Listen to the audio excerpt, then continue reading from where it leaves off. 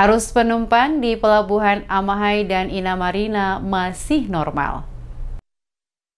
Sampai dengan H-2 jelang tahun baru 2024 belum terlihat adanya lonjakan penumpang di Pelabuhan Amahai maupun Pelabuhan Inamarina Kota Masohi hingga Jumat 29 Desember. Pantauan tim Demes Media Group di Pelabuhan Amahai di Jumat pagi, tampak suasana lengang terlihat di seluruh area pelabuhan, baik di ruang tunggu maupun di loket pembelian tiket. Beberapa petugas sementara melakukan pengamanan penumpang yang baru tiba di Pelabuhan Amahai dari Pelabuhan Tulehu. Syah Bandar Amahai Abdul Razak Kilrey saat memberikan penjelasan mengatakan berdasarkan data manifest penumpang dari total 400 seat yang tersedia, tiket terjual hanya sebanyak 154 tiket untuk tujuan Pelabuhan Tulehu.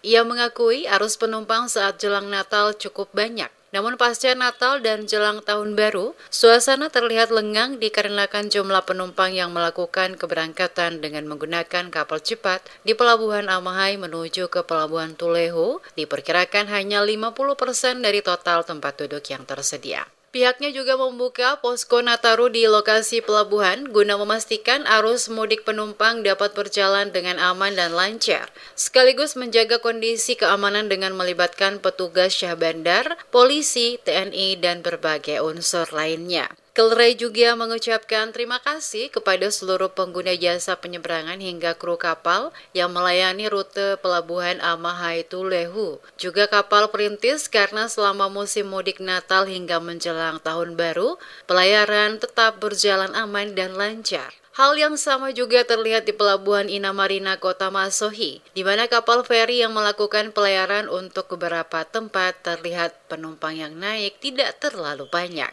Kondisi ini dikarenakan banyak warga telah melakukan mudik lebih awal untuk memperingati Natal bersama keluarga. Petugas pada Pelabuhan Inamarina terlihat sementara melakukan penataan kendaraan penumpang yang akan melakukan keberangkatan baik motor maupun mobil milik penumpang.